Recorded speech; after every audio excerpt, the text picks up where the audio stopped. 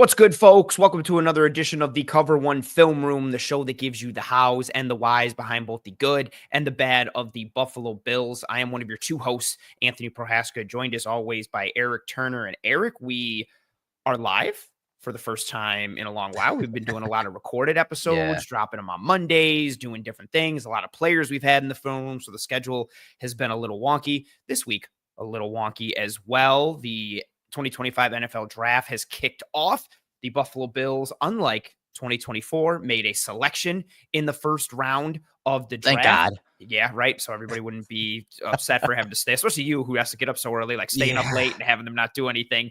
The Buffalo Bills took cornerback out of the University of Kentucky, Maxwell Hairston, at pick 30 last night. And Erik, you and I will be diving into the tape to show his pros, his cons, strengths, areas of opportunities, what he means for the defense, schematic fit, all that kind of stuff. And everybody's super calm and even keel about him and our thoughts on social media. And so everything's great. So yeah, how you doing? How you feeling? How's it going? Good. Tired. Definitely tired. Staying up, till like 12:30, 1 o'clock, and then waking up at 4. But like you said, it was well worth it having got to see a pick, right? You got to see a pick and not a trade back or trade out. As you said, it's maybe not the corner in Max Hairston that we thought they would, select, but it's a guy we obviously targeted for the Bills. We talked about it after the combine, but we did prefer Trey Amos, but that's okay. We're going to dive into the Bills pick, the strengths, the weaknesses, things that we saw, over the course of our film study over the last few weeks. And, but the draft itself, man, I don't know, maybe it was just me. And it was the lack of storylines, but I wasn't like super excited about this draft. It was like, okay, let's go. Next pick. Not just because I wanted to get it over with, but the storylines and narratives weren't really there, especially surrounding the Bills. I think it got exciting right around the Steelers pick of pick 21, pick 20, in that area, just because of the possibility of them moving up. But them not moving up and staying put at 30 also was the reason why I was kind of bummed out, because Will Johnson, I love the corner from Michigan. He was my cornerback 3, and I thought that was the guy they would target. He would have been a very good compliment to Christian Benford. But obviously, those medicals were real. That wasn't smoke. Every team passed on him for a reason. And because when you looked at his film, especially compared to Hairston, when you looked at his film, to me, it was night and day who's the better player. So those medicals were real. That was not smoke. I was fully convinced that they were going to take Will Johnson at 30. To the point that it maybe at like 9:15, I went and I started watching more Will Johnson tape and compiling all these detailed notes. I thought I felt it. It just, like you said, it just made so much sense. And especially with someone who had such a great 2023 and then even a good start to 2024 before he got banged up. And I know the 2024 tape necessarily wasn't as good, and the reasons before it or for it and what people were thinking, all that stuff understood. But yeah, like the medicals just knocking him down. I felt kind of similarly overall towards this draft. I wasn't like, I was excited, but maybe not as amped up as I normally am. The one thing that did keep me going, though, I was sitting there thinking, like, are Harmon or Barron gonna last until 30? Yeah, I was just sitting there. We got a little close. But also part of me too, I was like, if Barron lasts until 24, trade up with Minnesota. Minnesota has 4 picks. Yeah. Like, let's do it. And then I was like sitting there and I thought Denver could be a possibility at corner. And I was like, maybe they'll take Will Johnson. I was like, yeah, but they play a bunch of man. Also, McMillan might not be coming back next year. Like, do they view Barron as a slot? Like, I didn't know what they were thinking. And then they took him. That hurt me a little. And then even part of me still in the back of my mind was like, are they going to take Malachi Starks? And then Baltimore friggin' took him. And I was like, oh, and I really was sitting there at 30 thinking like, it's going to be Will Johnson. And part of me was like, it might be Amos. And then it ended up being Hairston. But lo and behold, none of those things happened aside from Max Hairston, somebody who came on a top 30 visit with the Bills, and the Bills stayed put at 30 and let the draft come to them and selected Hairston, who they, you and I were talking about this earlier today, who Brandon Beane came out and said they had a first round grade on, which is, if a team has that, I see by your face, if a team has that at pick 30, awesome for you, especially considering a lot of other teams bypassed the first round grade then. Correct. Yeah. And also mentioning how like there wasn't a ton of first round grades the Bills handed out this year. Based like on 10 to 12 was the rumor, right? So then at pick 30, Hairston was still a first round grade. So I don't necessarily buy that. I mean, he's got kind of has to say that. And Bean is pretty upfront. And usually when these type of things happen, it's not just surrounding the draft, but other transactions and moves. He always like throws in these little nuggets of like, yeah, we were calling so-and-so team to move up. You know, if he's one of the last guys with a first round grade, Bean's making those calls. So we didn't really hear anything about that. Maybe that's because no one asked or let him into that, but I don't necessarily buy that he was a first round, one of the first round grades, but it doesn't matter. End of the first round, typically those guys have second round grades. Most of the time, those guys have second round grades. When we talked about Hairston post combine and him being a target for the Bills, we had him on day 2. So, you know, a lot of people are asking us today on social, well, how do you feel about that? Do you feel like he reached? And not really, because again, you guys have to remember a grade at the end of the first round doesn't necessarily mean he's a first round grade. And the difference between pick 30, a guy taken at pick 30 and a guy taken at, 50, 55, 60, honestly, it's not that big a gap. It's not that wide of a margin. So it, like for us, especially, I think we kind of more times than not can remove the emotion out of it. I don't think it was necessarily a reach. It wasn't one of those situations where they're trying to, you know, fit this guy into their scheme. As we'll talk about tonight, the semantics of the conversation surrounding Hairston is interesting because everyone just thinks he's a man cover corner. But really, when you dive into the context, as we will tonight and today, you're going to find out that it's kind of the opposite in that he's more of a projection than people want to admit. Because he's played more off, he's played more zone, and a lot of his skills in those zone plays and those schemes translate to man, but he honestly didn't play a lot of man the last 2 years. And that's part of why I, you know, not to keep bringing this conversation back, but why, you know, Trey Amos was so attractive to us. We wanted a corner who could play more press man and work that in more comfortably, not to mention how good Amos was in zone and what he was able to do, but there was less projection with him. Hairston is more of that zone corner with how comfortable he is in off. And it makes sense, right? Like he's got that burst and that quick twitch and that trigger. So you can let him sit in off. And if somebody completes something underneath, he's like, okay, like Sonic the Hedgehog, here I go. And I'll close down. And you allow him to function in that way. And it worked at Kentucky. You know, he's playing a ton of cover 3. Oh my God, yeah. And just so much. Yeah. I have that in my notes so many times. I wrote like cover 3, 4 different times. I was like, I don't know why I wrote this so much, because they play a ton of it. But even like as a cloud corner and even in some quarter stuff, he's good. And it's more of, to your point, you do see some reps of him in man and some of his reps in press, and you're like, oh, okay. But it is more of a projection, but it's a projection based on his traits and his skill set. And you see the footwork and the cleanliness there. And then you see the fluidity and you see the burst and the speed and the twitch and the willingness and the lack of fear with, you know, matching up against guys. And it's like, okay, this is a guy who could do this thing, but he is predominantly a zone corner who succeeded in, especially like in a lot of off coverage, mainly cover 3 at Kentucky. And that's both in 2023 and 2024. But that's part of the excitement too, like good spatial awareness, the ability to collect and pass off, who can do some man coverage stuff. But to your point, it is more of a projection. And then it is like, here's this man cover corner.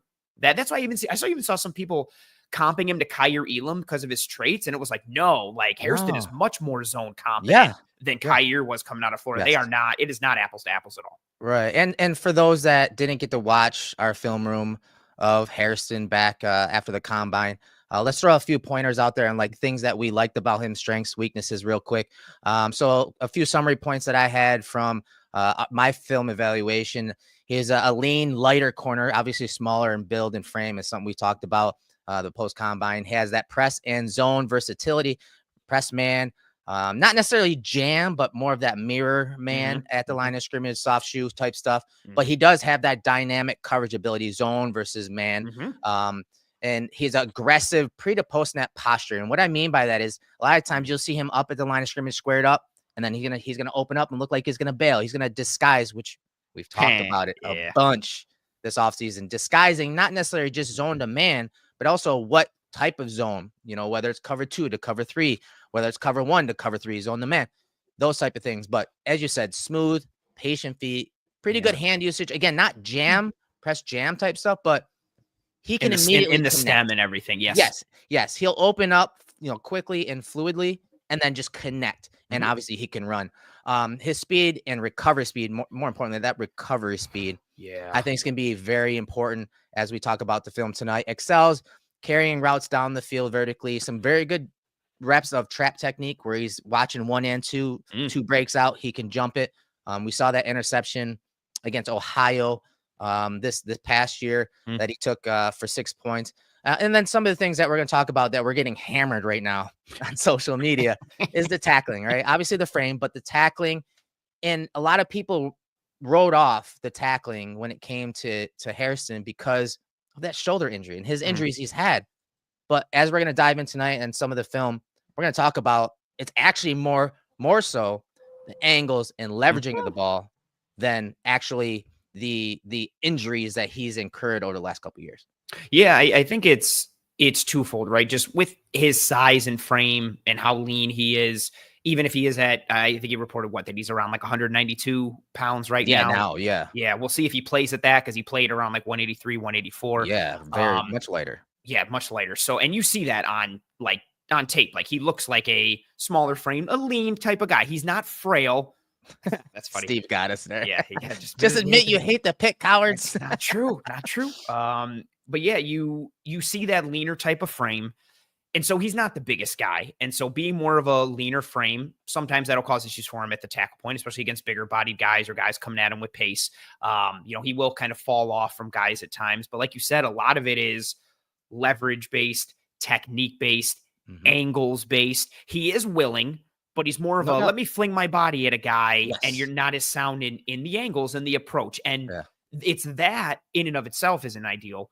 But when you combine that with being of a leaner frame, you don't have that margin for error in your technique or your approach. You have to be on point. You need to be able to go chest on knee and same foot, same shoulder and get your body into that tackle. And there's a couple great reps he has as a tackler, as fitting the run or even against receivers nice underneath. Yeah, he'll make some sticks. He's very willing, and there are some times where you'd like a little bit more urgency when it comes to his approach as a tackler. But it is an area of opportunity that you see repeatedly on tape, whether it was before the injury in 2024, whether it was throughout the 2023 tape, and, against a variety of, it could be a receiver, it could be down the field, it could be by the line of scrimmage, it could be in a run fit through the B gap or the C, it could be on a toss or something that gets bounced outside. So it comes in a variety of forms and fashions, but it does show up with consistency, and it's an area that he will need to clean up. Right. So his tackling and missed tackle rate in 2024, according to PFF, was 27.3%. The prior year, 2023, 8.2%. And so I'd say 2023 is probably closer to where his average is. I think it's probably going to be a little higher, especially at the next level, especially consider who you're playing against at the next level. And that frame and the angles and leverage thing, that's going to take time to coach out of him. And again, it's not even a sure thing that you can coach it out, but unlike some other things, this is something that is correctable. It is coachable. We're not saying that's not attainable, but it's a very difficult thing to change when you're talking technique, when you're talking, we talked a few times where he kind of loafs and he's willing, but he doesn't have that consistent want to stick his nose into the box to make that tackle. And so he'll come late and then all of a sudden the runner's on him and he's having to make an angle tackle where he's not squaring the guy up. And then, of course, with his frame, with the lack of play strength, with his size, and again, the injury played a part last year, he's missing tackles. So there's a multitude of things that have led to those missed tackle rates. But again, it is coachable. He's a 30th pick. So there are going to be warts. There are going to be weaknesses and areas of opportunity for him. I think tackling, angles, and leveraging of the ball is going to be very important. And I will say, yes, it's coachable. And two, a guy in Trey White had this very same issue coming out and even later in his career. I always flash back to the Giants game when Saquon bounced it on him on a duo run and he took a terrible angle from that second to third level and Saquon scored. I think of when Taylor busted it or bounced out on duo in the regular season game against India multiple times. They were just like picking on Trey out there. Yes. And so offenses at the next level are going to test him. Yes. And we know duo is one of the top runs right now. And so they're going to test him, and he's going to have to show that he's not only willing, but that he can execute it and make those tackles.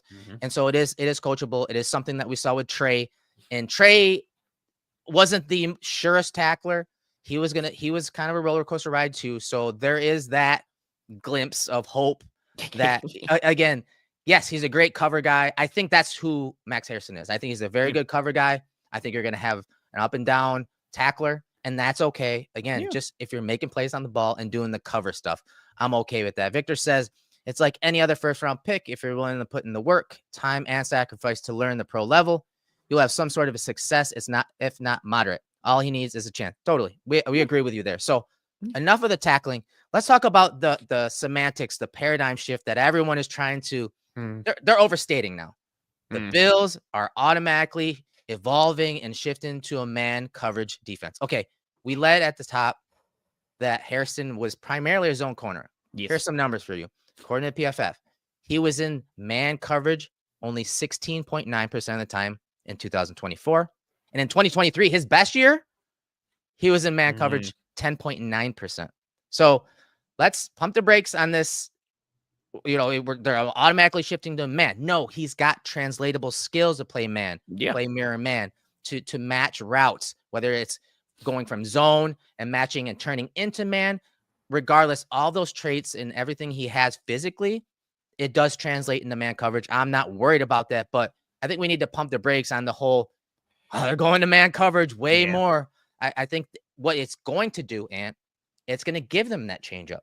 It's going to give them the opportunity to match up and play more man coverage against certain teams, because the cornerback room now is a lot more diverse because of his skill set, his speed, and things that he does well. Yes, he presents an element from an athletic profile standpoint that they do not have in the corner room right now with you. And, Benford is a true one, but he's not, the most explosive or juiced up type of corner. Trey White is not that. Dane Jackson is not that. Jamarcus Ingram is not that. Even in the slot, like Taron Johnson, all pro corner, not a dude that's filled with like juice and athleticism and all that type of stuff. And really that hasn't been their MO aside from like Kyer Elam. They really haven't gone for that type of guy. It's been Levi and Dane and Rasul Douglas and these guys like that. So he is a bit of a departure, but that departure allows them to potentially operate in more of a man world or a match world, or give you the confidence to do it a little more in some high leverage situations. The example I gave last night, and this is very niche down, but if you're playing the Eagles, oh man, they got Devonta Smith and AJ Brown. Like, what do we do? Now you can be like, hey, Benford, you go with AJ Brown, and Hairston, you go with Devonta Smith. You've got the foot speed, quickness, athleticism guy. You've got a bigger body guy who can battle a little bit, even though AJ Brown is also extremely fast. Like, it gives you a little bit of mixing and matching capability, that ability to try and fight fire with fire. Because if you're going to play man coverage, at the core of that, and we've talked about this on the show, like at the core of it, it's you as a defensive coordinator or play caller going like, my guy's better than your guy, or my guy can match with your guy. If not, you're not playing man. You need to play zone. You need to be able to protect those guys. And so he gives you that ability to play some more man, traditionally or from a match perspective. But either way, even if they took Amos or the best man coverage corner ever in the draft, they are not going to become this predominantly man coverage team. Majority of the teams in the league all play cover 3. The most majority of the teams in the league play zone. You're not going to get that. What you might get is more man in certain games or certain high leverage situations. And he gives you the opportunity to do that. And even just more confidence in playing certain sides one-on-one and not getting beat over the top and not having to shade a safety to that side. He opens up some things schematically for you from a coverage usage standpoint, but also from a design capacity in terms of how you layer things and what you do. Yeah, and you're talking about, the playing zone and whatnot. And so over the last 2 years, according to True Media, he had 9 pass breakups, 6 interceptions. 3 of those interceptions were returned for touchdowns. So here's a coverage breakdown of those pass breakups, interceptions, and touchdowns. So cover 3 led with 4 pass breakups, 3 interceptions over the last 2 years for Hairston. Cover 4 had 2 PBUs, 1 interception, 1 touchdown. Cover 6, 0 PBUs, 2 interceptions, 2 touchdowns on that, which the Bills play a lot more cover 6 than they have in prior years. So that's something to keep an eye on. And then cover 1, man coverage, cover 1, post safety, 1 pass breakup, 0 interceptions. So again, I think what we liked in Will Johnson, the off coverage ability, the trust and instincts to make plays on the ball from off coverage, I think Hairston has that. Yes. And a quicker trigger and better foot. Yes. Oh, yes. He's got that speed and recovery speed. And I think his speed, either facet, speed, recovery speed, is important when we're talking about the Bills defense. We all offseason, one of the reasons we like Trey Amos is the quick game, right? Yeah. And we want them, yes, of course, we want them to play more press. We want them to suffocate the receiver at the line of scrimmage, get the quarterback to look somewhere else immediately. All right. So he's got the footwork and the speed to do that. Again, match and mirror at the line of scrimmage. But more importantly, the Bills could still play off at times. And he has the trigger and speed to still deter the quick game. Yeah. Whether it's, hey, quarterback's got to move on because they're in zone, he's in off coverage, and he's got that trigger to make a play. Or if the quarterback throws it, he could take it the other way. So that is one thing that I think is so interesting about Hairston is that he is going to help to deter the quick game, whether he's in press or off. Yeah. There aren't many corners that can play off and have the instincts and trust and confidence in their abilities on top of the speed and trigger to go make a play on the ball from off coverage in the quick game. I think he's going to help in that regard. And of course, while there are moments where he is big bodied down the field, where some 50-50 balls, some back shoulder throws, especially Georgia, just turn on the Georgia tape from 2023. Yes. Like there are moments where he does get bodied in those situations. More times than not, he is able to run with those guys down the field and make plays down the field. So I like his ability to deter the quick game like we talked about all season, but also carry things deep if they're in cover 1 or cover 3, that obviously once you get down the field, if guys going vertical, that turns the man anyways. Yeah, 100%. Like it's at some point, what's the old adage? Like at some point, like all zone becomes man. Like, 100%. but especially from a match perspective, and I love that point from you in terms of kind of restricting airspace and squeezing windows and everything we've talked, because a lot of what we've talked about is from more of a press man perspective.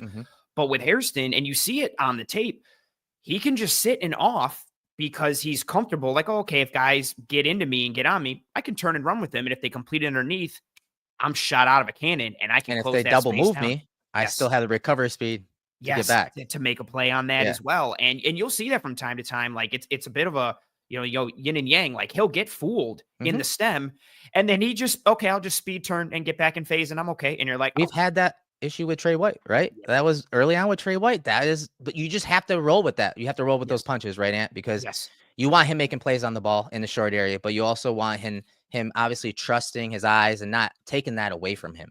Yes, it's part of what we missed in 2024 from Rasul Douglas. That breaking, jumping breaks and jumping routes and making those plays on the ball and having the high variance plays. That's what Hairston offers you with that skill set, but he still can operate in that realm of, you can squeeze and shrink and restrict the underneath, but he doesn't necessarily have to be in the receiver's kitchen to do it. He can do it from an off perspective, and you see it on the tape, and you see it from the measurables. 88th percentile broad jump, 87th percentile vertical, 99 percentile for the 40, and then the 86th percentile for the 10-yard split. The jumping metrics aren't necessarily just like, because he can jump well. They're all measures of explosion, and you see that. His movements are twitch, there's burst, there is a trigger. It allows him to drive and close on things quickly, but then he's also got good spatial awareness and the ability to collect and pass off in zone and match. One of those, examples here we're going to give with this interception here against Missouri that shows a bit of his spatial awareness and ball skills. Yeah, and this is a play we talked about a few weeks ago after the combine and whatnot. It's a play that again, it translates. I talked about how often the Bills play cover 3, but also Kentucky and how they played it and how he was able to make a lot of plays on the ball. And it's important when you're talking about the NFL, because that is the number one. You said it, like that's the number one coverage that teams like to play at the next level. So, all right, let's see if I can get this remote to work and we can get going here. All right. So real quick, we got a super chat. We got to vote. We got to stop. Richie, thank you for being here. Thank you for the super chat. Again, I'm just getting back into the room because we haven't been live in so long. Richie says he wants to know about tonight. He says wide receiver tonight? ? And then he says, no chance we go all defense. And then he asks us thoughts. So, Erik, do you think the Bills take one of their second round picks and use it on a wide receiver? Or maybe do you think there's a chance they try to creep into round 3 and take a wide receiver there? Do you think some semblance of offense or particularly wide receiver is on the table tonight? Yeah, I think wide receiver is definitely on the table. And again, I feel like we're being set up to have speed on the defensive side and then speed on the offensive side. I think when they do go wide receiver, I think that guy's going to have a speed element. Torrey Horton. And so, yeah, I think it is possible. I think it's a non-zero chance, but I think it's higher than that. Yeah. I do think it'll be more of a speed guy. When they get him, it depends on how the board falls, but I do think it is possible they take a wide receiver tonight. Yeah, I think it's possible. I wouldn't hate it. My votes are for defensive tackle and edge, or I don't know if Xavier Watts is there at 62 or something. I want defensive tackle first and foremost, and then edge at 62. But yeah, if Xavier Watts or a fun safety is there, that could change things up a little bit there. Good question. Yeah, good question there. All right, let's get to some film here. So this is again, this was 2 years ago. So 2023, cover 3, bottom of the screen. I love his ability to overlap. We talked about this with Amos as well. Yes. So you got a post right here, and then you got another vertical. In cover 3, you're taught to split the difference. And you see him, watch how Hairston, as he gets vertical down the field, he gets eyes across here, and he sees that this guy's dropping. So what does he do? And he peels off and goes and makes an interception. And it's just so quick and easy. Most of the time, and when this corner is open to the field like this, you're going to see him do one of these. Yeah, speed turn. So this turn, how he does it to the inside, shows off some of that athleticism and fluidity. Yeah, that's a great point. Usually you'll get that over-the-shoulder speed turn and try and get back in phase, get eyes on your guy, but he slow turns here, opens up with his right hip inside, eyes are on the ball, takes almost like a 45-degree angle, cuts right across, meets the ball at the high point. The receiver even gets a piece of it a little, and so he kind of Hairston has to double clutch, but he comes away with the interception. This one's really nice, highlighting some of that spatial awareness that we talked about and that ability in zone. And you see this consistently through his tape the past 2 years because they run so much cover 3. I mean, Georgia threw this concept at him a ton, or just trying to run him off with a vertical and bring in a post behind it. And so he's got that understanding and that ability to understand, like, okay, this guy is going inside, or maybe someone's running a seam. You get a seam from number 2, but number 1 is still outside the numbers. You have to space those accordingly based on having a post safety in the second level underneath you. He's got that awareness. He's got the eyes, and then more importantly, the ability to make a play on the ball once he sees it. So I didn't mention it in that coverage breakdown, pass breakups, interceptions. 2 of his PBUs came in the red zone. It's separate coverage because things break down a little bit differently in the red zone. But here's a pass breakup from 2024 against Louisville. Tight formation, ball on the right hash. Watch how he gets, again, this is just cover 3, but it's red zone cover 3. So you see him right here, get over number 1, and number 1 runs that corner. It's like almost like a smash concept to the bottom of the screen. And there's some separation here on the break, but you see the quarterback again thrown from the right hash. Here's that recovery speed and athleticism by Hairston to get back in play, to get back in phase. And then as that wide receiver turns and looks to push off with the ball dropping in, look at Hairston get his head around and get a piece of that pass. Yeah, this one's really nice. And it's, you hit everything from the coverage standpoint, his work in the stem. It's the reaction time for me. Like, look at the time from when he gets his eyes. It's the reaction time plus the hand-eye coordination. He looks back, finds the ball, so he sees the receiver look, he sees him slow down, start to change his body language. So, okay, the ball's coming.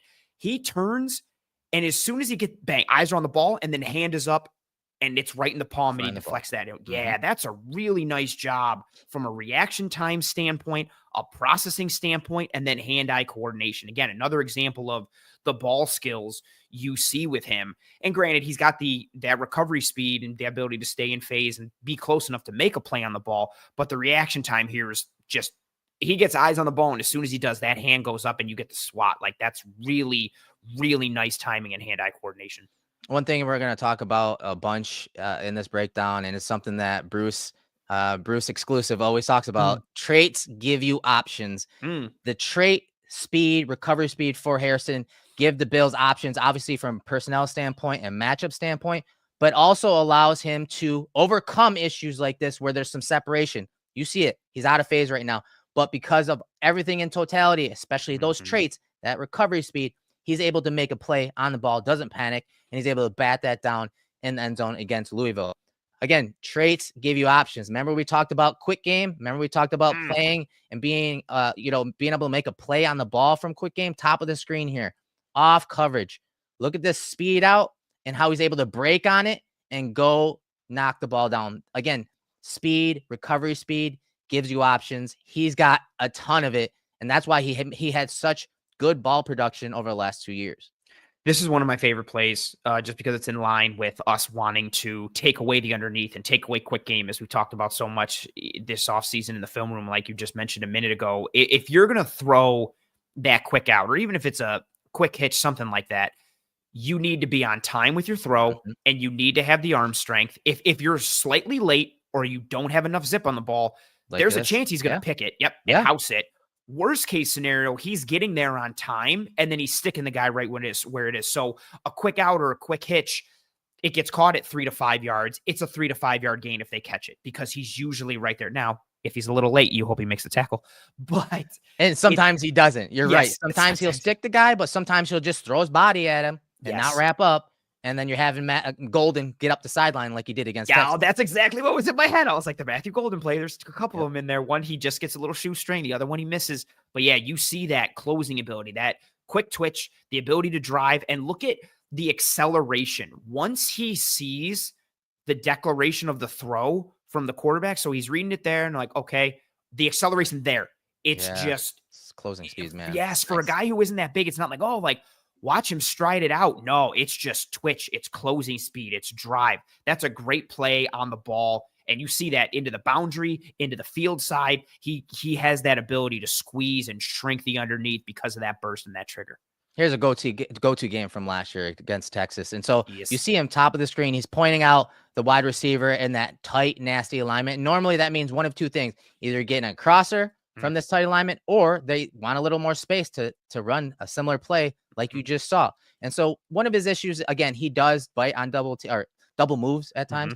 So watch him top of the screen. He does kind of bite pretty hard on this, but again, the recovery speed and ability to get back in phase, get back into the catch point right there. See, they're selling that kind of like that speed out right there. He opens up, the guy kind of gets into his blind spot, loses him for a second, but then look at the speed to get back right into the guy's hip, on that hip, and to get there at the catch point. Now, you could argue there could have been a flag on this one, but either way, you're seeing how teams tried setting him up and how, they may have gotten an edge, but the speed, his traits gave him options to get back into the play at the catch point. Yeah, just to piggyback on the negatives, like could have thrown a flag potentially, and if he locates the ball, it could have been an interception. But the only reason that he's able to maybe draw or commit a penalty and or be in position to intercept the ball is because of that recovery speed. He just catches it a little too late. And I think this helps him a little too. He is trying to track the ball here. Yes. Maybe that's why the ref didn't throw it. But like I said, I think you could have easily, one, got an interception yourself, or done a better job of not contacting the guy down the field. I think he makes that contact, and to your point, like because he looks back, like that gives you, usually it increases your odds of not getting a flag thrown. Right. But this sideline angle, for those watching, and Eric, let it roll in real time, watch his acceleration at about the 30-yard line. Bang. Like it's wild. He just hits the nos and accelerates, and it's real. And it allows him to just get back in phase. There's multiple reps in this game. He gets fooled by Isaiah Bond on one and just recovers like it's nothing. And you see him here, like it's 3rd and long. He's fooled. Like he thinks that receiver broke outside. So he peeks over his outside shoulder, thinking like, okay, like I need to speed turn and go with this. And then he's like, he's not there, but he's calm. And he's just, I'll catch him. I'll run him down. And now you clean that up a little bit, run him down, look for the ball or locate it earlier, not barrel into the guy. And, maybe if it's a better throw from Quinn Ewers, it's not a throw and he doesn't barrel into him, but that recovery speed is just so real. Oh, this is a good one too. I like this one. Yeah. So this is from this year as well. Louisville, bottom of screen. You're going to see the wide receiver on the outside, run a dagger route, a deep dig, and watch that recovery speed, that speed, especially when teams want to attack the Bills in that intermediate area over the middle. You need to have speed to shut these plays down, especially with, again, if you're in cover 3, which this is what it looks like. It's a late rotation into cover 3, and you have this guy vacating out because it's more of that like Seattle cover 3. This is an open area right here. especially with this guy jumping the underneath. So the speed to get back into this play and make a play on the ball is very, very special. Yeah, he's playing with outside leverage here, so you're susceptible to that completion on the inbreaker, and we see it all the time, in cover 3. Like, and especially if from a zone perspective, you're expecting that help. You know, you're expecting a buzz defender or hook to curl a defender inside of you, and like you said, that defender inside of him, that apex defender, gets pulled vertically. So he's like, "Uh-oh, let me get on my horse and run this guy down," and he runs him down, makes a good play on the ball, and I like that he doesn't turn him too much. It's just arm across, make contact, don't draw the flag. And then the way he takes him to the ground, this is something I noticed too, and it's like tiny, but he takes guys to the ground forcefully and almost tries to use the ground to help ensure like a PBU or an incompletion. He has one against drops his weight on him. Yes, like make them feel it. Isn't that what John Butler, the old secondary coach, said? Make them feel it, even if they catch it. Make sure you're dropping your weight on them so that they feel it. Exactly. And you get that a lot from him. Like, as guys are going to get up, he kind of pushes them back down or pushes off their body to get up. There's a little bit of nastiness in him, but you see, and you see it in the 2023 tape, the 2024 tape. He's got one against Bama in 2023 where he like spikes Isaiah Bond into the ground. And then another one even against Bama as well in that game, where just used the ground to create a PBU on like a little corner route.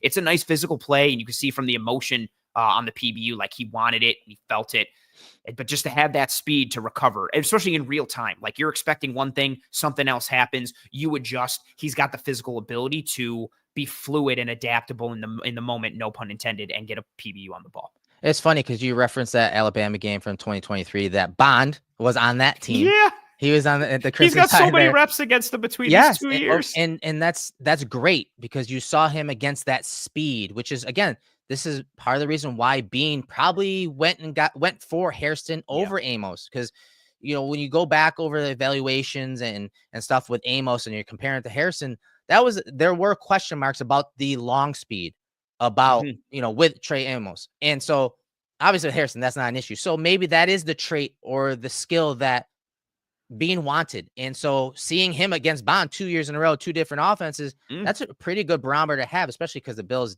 have shown a lot of interest in Bond as well. So having, especially with the speed the Bills have in the AFC East, it makes sense. And here's one: Bond, bottom of the screen, gets Hairston turned around here. But again, that recovery speed, man, and a bad throw by Ewers, really allow Hairston to get back into the play. But again, not panicking and being able to get back in phase is incredibly important, again, whether you're in man or zone coverage. Yeah, this one,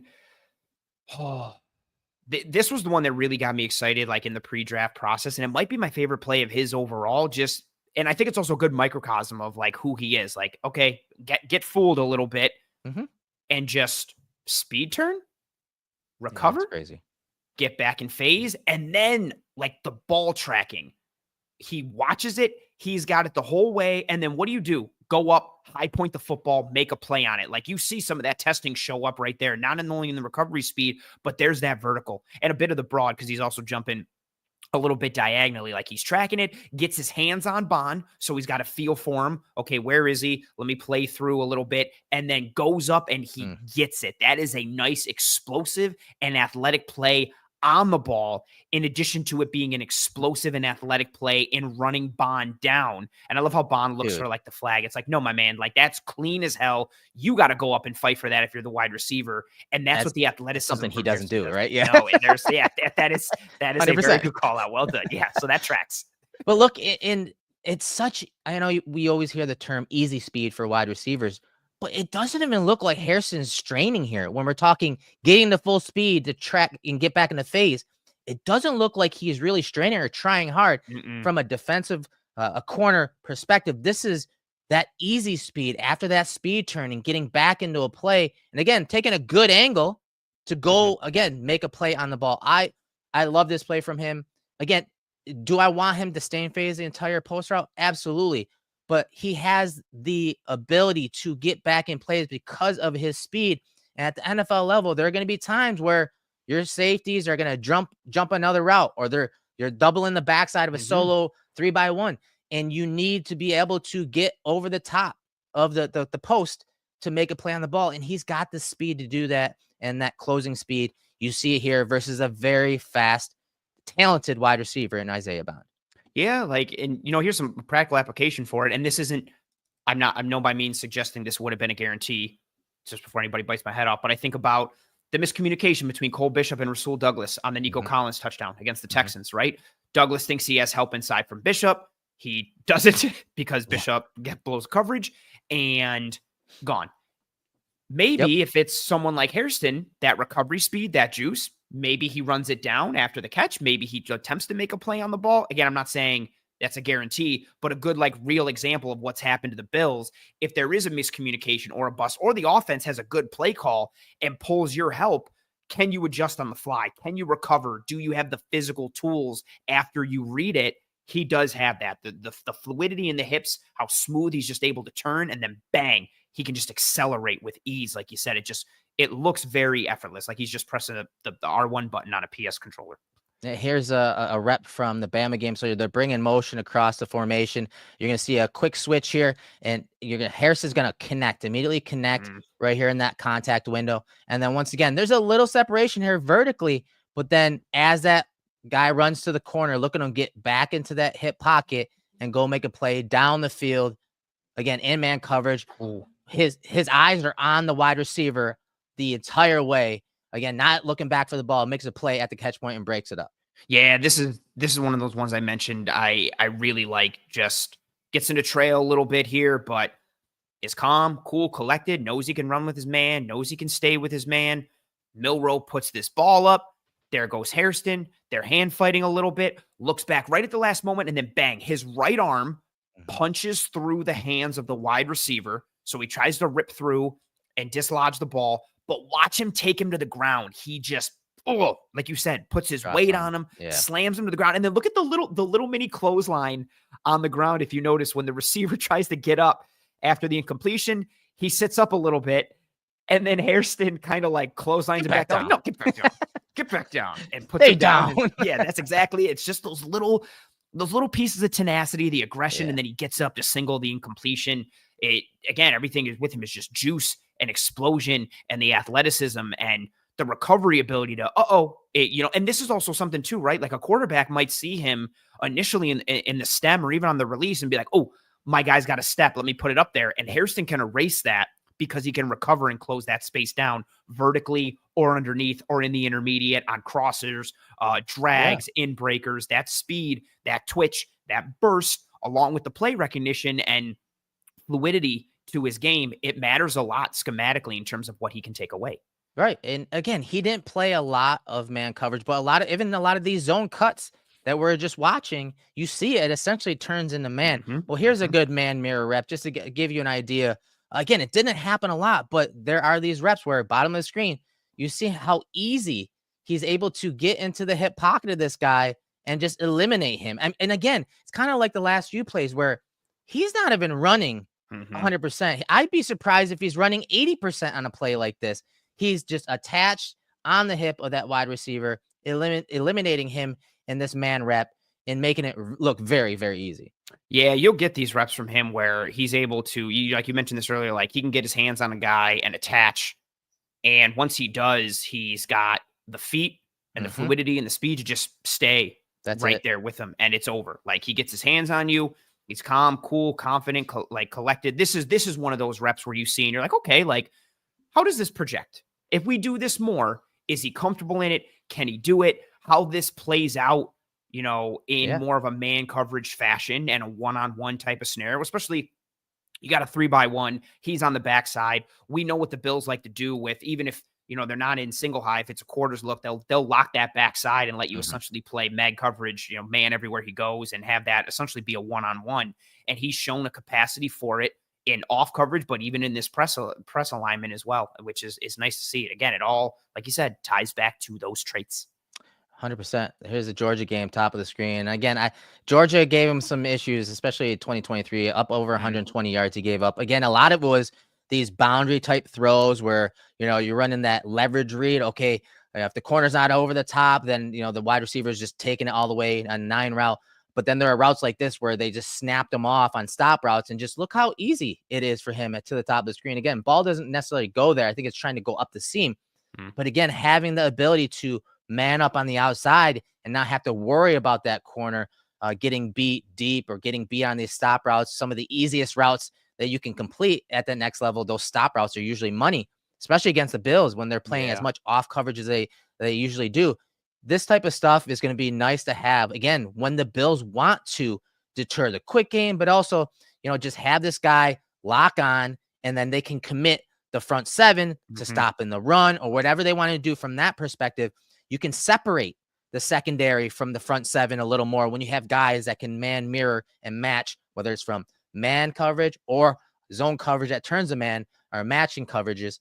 Having a guy like that can really give the defensive coordinator some options when it comes to concepts and coverages. Yeah, really good call for, and for as much as we talked about like the recovery speed and the acceleration, his feet and his hips also allow him to decelerate and throttle down well. And like you see it, and also maybe part of it's too, to your point that you mentioned multiple times here, like maybe he's not even really running full speed most of the time because he doesn't need to. So it's easier to slow down if you're not, going 100 miles an hour. But you see it here, and this is something that he flashes a good deal. Just he doesn't take 6 or 7 steps to have to throttle down and stop. He's able to just kind of chop those feet. And even here, like on the snap, you can see it. Yep, chops those feet. Okay. Foot fire. Yep, foot fire. Let me turn. Let me run with my man. Look where his eyes are. His eyes are on the hips. That's something I really like too. When he turns and runs with guys, he's keying on those hips. I think that's part of what allows him to stay in phase with guys. He's not looking at shoulders. He's not looking at eyes or the upper body. He's got eyes on hips. So he turns here after the foot fire, eyes on hips, just staying with his man. Oh, my man's going down. Let me throttle down. I'll get my arm on him just to maintain some contact and, establish some contact and collision there, but not enough to pull him or grab the jersey or turn him away. Stay in phase, make that be a difficult throw. And that was nice to see too, especially because you mentioned it earlier, like he gets beat on some back shoulder throws, especially against bigger guys, whether it's the timing or getting run by, but that's a cleanup thing from a technique perspective. He's got the tools and traits to operate in that world, just got to be more consistent with it. But it's nice when you see him, be able to function in that way. So let's talk about obviously the tackling. We talked about some of the issues, whether it's the angles and the leveraging of the ball. We went back and looked at pretty much all of the tackles, missed tackles from him, and just to kind of point out, what the context is and why it's happening, because it's not just because he was injured in 2024. So top of the screen, this is obviously I think it was the last game of the year for them. Here he is, top of the screen. You're going to see him on third down here, come up the field. And again, the runner's up the field already, and he's still outside leverage here and just is not able to make the tackle in the hole.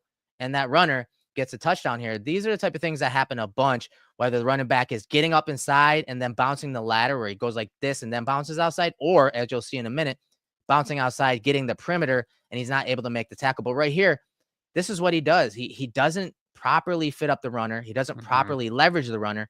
And then it's arm tackles, which again, with a guy his size and lack of strength, it's going to be difficult to make arm tackles at the next level.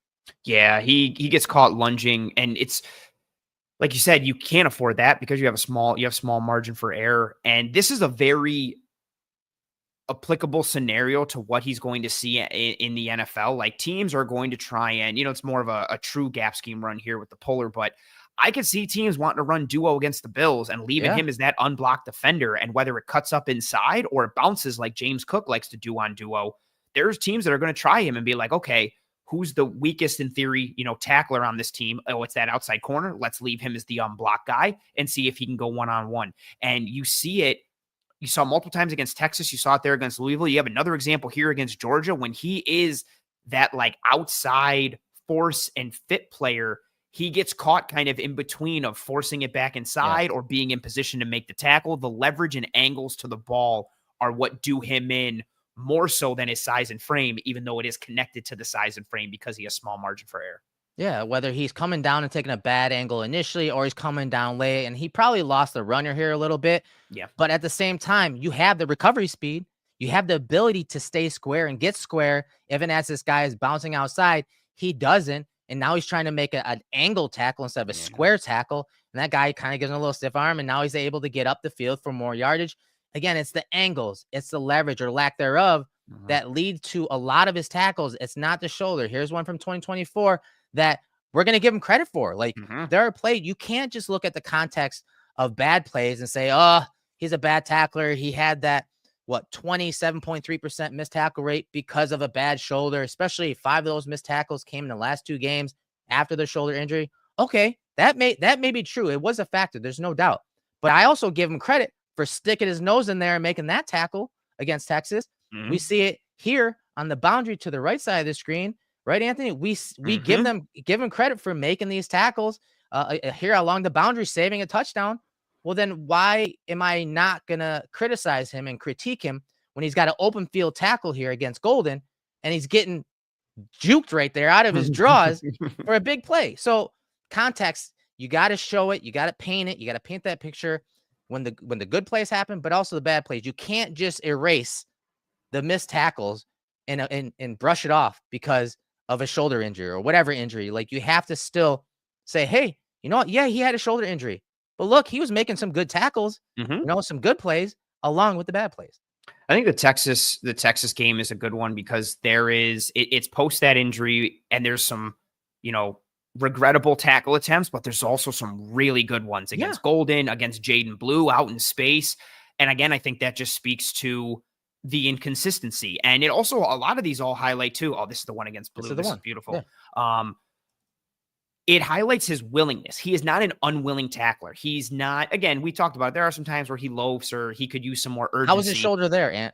Yeah, right. Like that's the one I think of. Like his shoulder's fine here to just absorb this contact and bring down Blue and stall him there. Very nice. It's not for a lack of willingness. Yeah, it is very nice. And he is willing, which is what I think is exciting about the coachability aspect, because it's not like he's disinterested as a tackler. So if you sit there and think, like, okay, can we coach this guy up? Well, we have a coaching staff that preaches tackling in the secondary, coaches those guys up well, and we have a guy who shows some flashes, but just is inconsistent in his angles and his approach and needs to be fine in those areas because of his frame and everything that comes with that. And again, here's another one too, like little route out here in the flat. He'll do this against running backs. He will see this. He will trigger. And look where he is here again, formed up, shoulder into his chest. He brings his whole body. Yep. His body is coming into contact. He's able to square it up and drive. But you see, we talk about that quick trigger and closing down space against the pass earlier.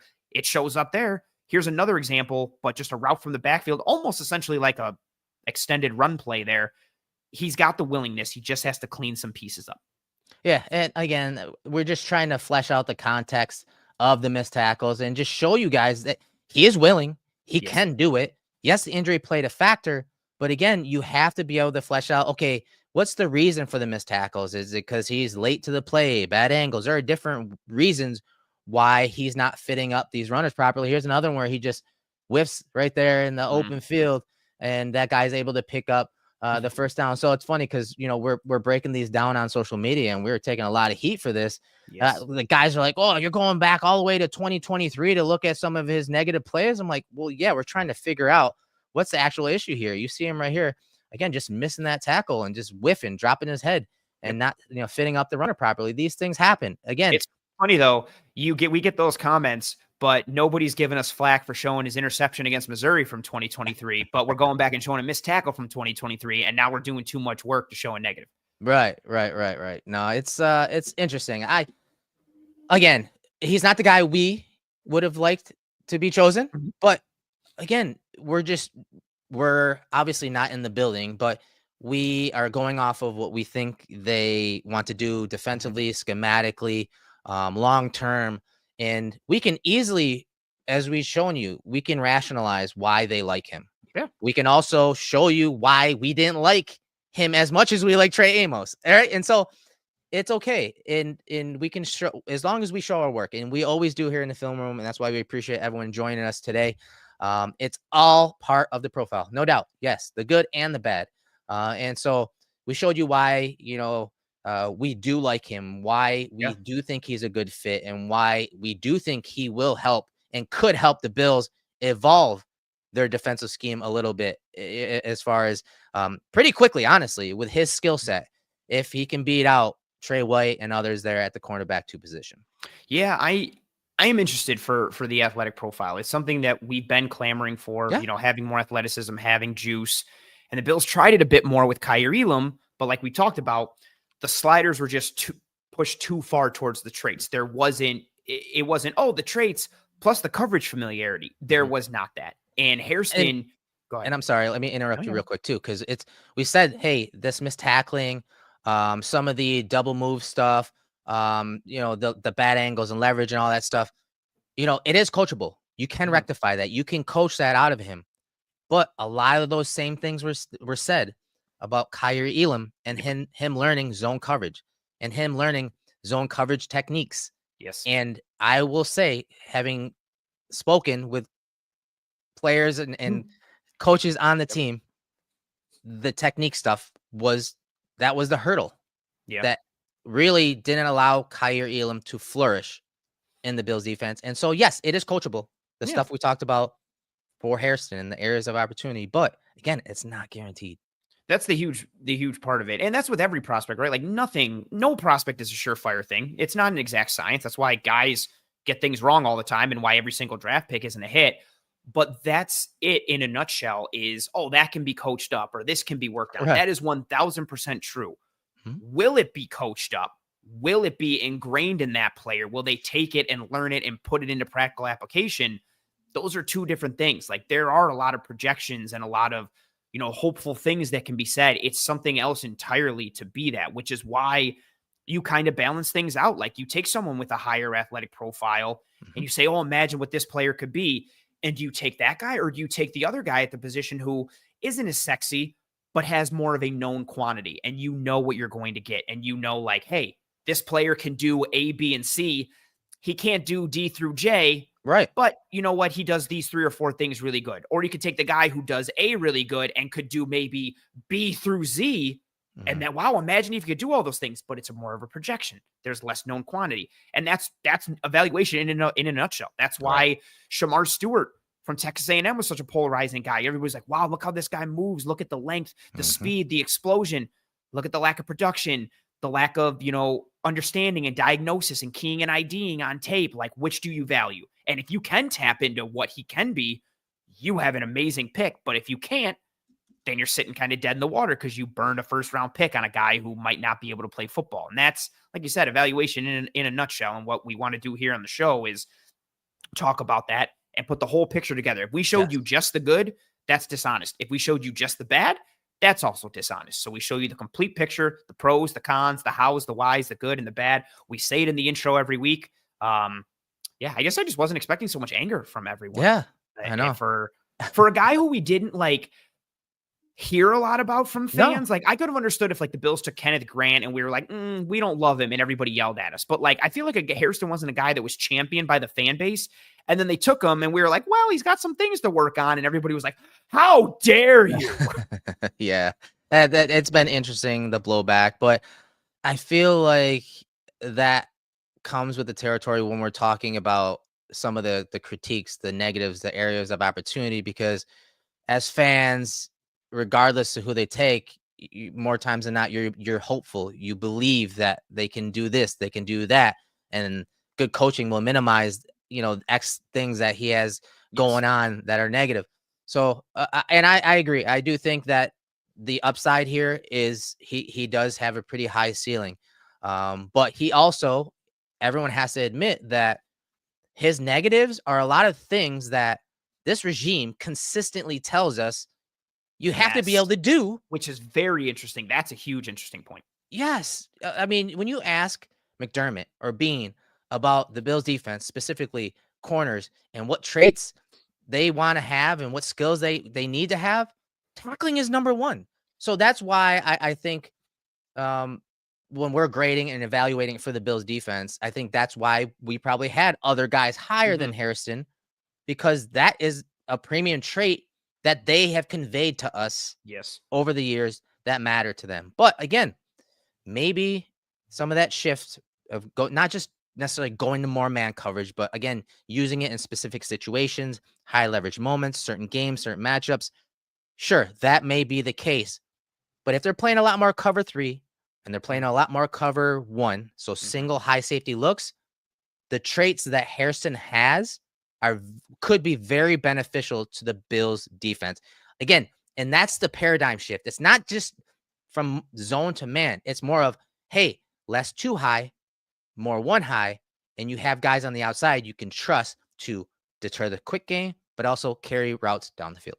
And that's a huge piece with talking about the run game, where we've talked about how they've been displaced on the interior times. And you like, so many folks are, okay, let's get that big bodied one tech. Let's get the guy who can gum up the works. We know they like more like 3 down players and guys who can rush the quarterback, but those guys tend to get displaced a little bit more against the run. So what can you do to balance that?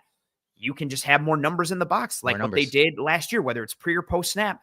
The Bills' best way to defend the run was gapping out and having numbers to be able to defend the run.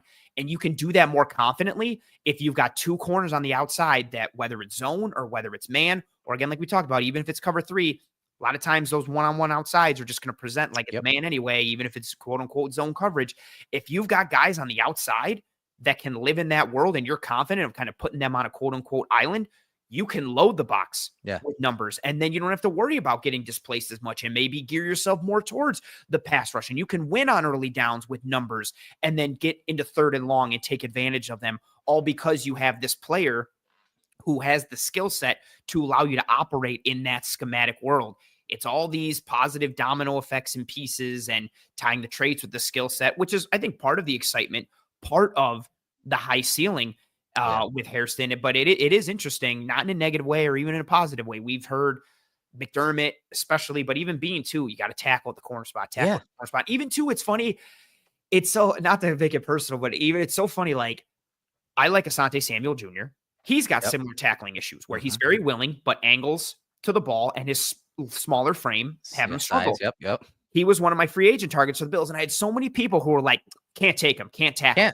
They can't tackle. But those same people are like, oh, I love Hairston. It's not an issue. I'm like, I don't understand. Like, if it's one, and everybody knows how important that trait is to them, or that skill set piece, which I think makes this really interesting. And then banking on someone else and accepting it a little more because maybe we're brushing it off. Yes, brushing it off because he was injured. That's what we're trying to paint tonight. And again, hey, we're fans too, but we also have to put on our analyst cap and be honest about the player. And I hope that we did that for you guys today. Yes, we hope you folks enjoyed this episode, this daytime recorded episode of the Cover One Film Room that was live. We haven't been live in a while. We haven't done an afternoon episode. It's been a bit of a wonky time. We will be doing another episode tomorrow that will be dropping of the day 2 picks that happened tonight. Might just be pick 56 and 62, might be an added 3rd that they get. So whoever the Bills take, however many players the Bills take tonight, Friday night, Erik and I will be breaking them down in the film room. That will drop tomorrow, Saturday, April 26th. And yeah, we hope you folks enjoyed this episode. Please stop yelling at us everywhere.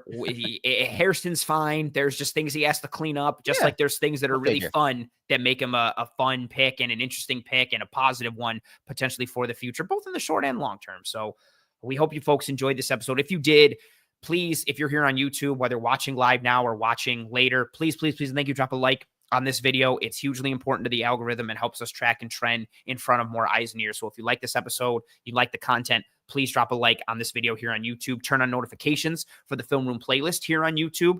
Check out the Cover One channel and all the varieties of content we have for you folks. Pretty much every single day of the week in various forms and fashions. If you're listening on one of the audio platforms, that's cool too. Please rate, review, and subscribe to the Cover One Film Room. And word of mouth is also tremendously helpful. Tell your family, friends, loved ones about the show, about the brand, about the channel. If they love the Bills, if they just love football, whatever, their poison is when it comes to football, we like to think that we have them, or we have that for them here on this show and with the brand. Erik, any parting words or thoughts for real quick? Stand by 1 second. Copy that. Erik. Oh, I would say somebody noticed this earlier. So this right here. Somebody shouted this out earlier in the chat, which was super cool. Hey, this is all because of you guys. Like, honestly, we appreciate this so much. Hitting 100,000 was crazy. Did not expect this. Awesome. Obviously, everyone at the network had a hand in this. And we thank all of you guys, whether you're subscribers, whether you're just tuning in today. As Anthony said, we're a small independent company and we're niche down. we're niche down with Bills content. All right. And to hit this number is mind blowing to me when I started this company and, back in 2017. So I'd just like to say thank you guys for that type of support. It's very humbling and we appreciate it. And not just thanks to, everyone that's pitched in, as far as subscribing and sharing and commenting and helping us with the algorithm, but also guys like Anthony, guys that are grinding at Cover One to get us to that number. That's pretty remarkable. And so thank you to everyone for helping us reach that milestone. Yeah. Just a crazy accomplishment. To see the journey of the brand and even just the growth in the last year or so overall, especially here on YouTube. Yeah, it's been unreal. And the support from all you folks, whatever. Again, it might seem like the tiniest thing, but even if you just tell someone like, oh yeah, I was listening to this podcast or I was watching this, or you know what's a cool thing you should check out? And it could be, you could say one of the Twitter handles, you could say a show, an episode, something. Every little bit matters so much to us as we as I cough up everything here. Hold on. Erik, you speak. No, like Anthony said, like we couldn't do a lot of this stuff without you.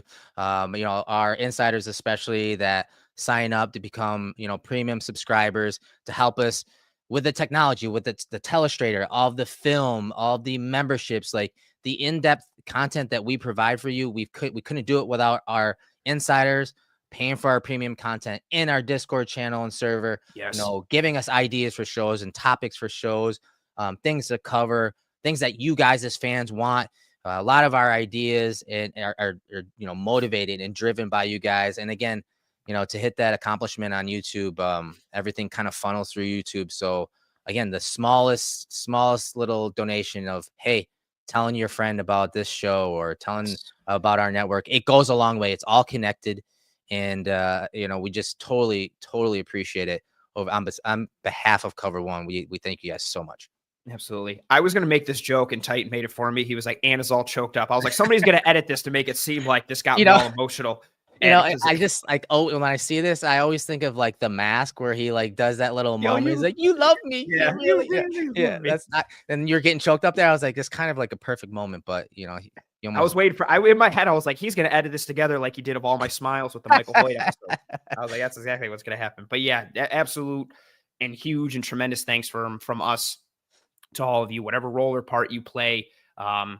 It's massive and more than you think. So thank you very much for all of that. We hope you folks enjoyed this episode of The Film Room. Tune in again tomorrow for our next breakdowns of everybody the Bills take on night 2, which is rounds 2 and 3 of the NFL draft. We have live coverage on the brand. The Air Raid Hour is going live again tonight, having coverage of that with some other friends and folks who will be joining in and making appearances. So check that out. And yeah, that'll do it for us here in this episode of The Film Room. For myself, Anthony Prohaska, for Erik Turner, the godfather and founder of Cover One, we hope you enjoy the rest of your Friday. We hope you enjoy this episode, enjoy your night, enjoy the draft, and we hope you and your family and friends and loved ones are all doing well and staying safe. Be kind to one another. Take care of one another. We will see you when we see you, which is hopefully and probably tomorrow. Until then, Godspeed, and as always, go Bills.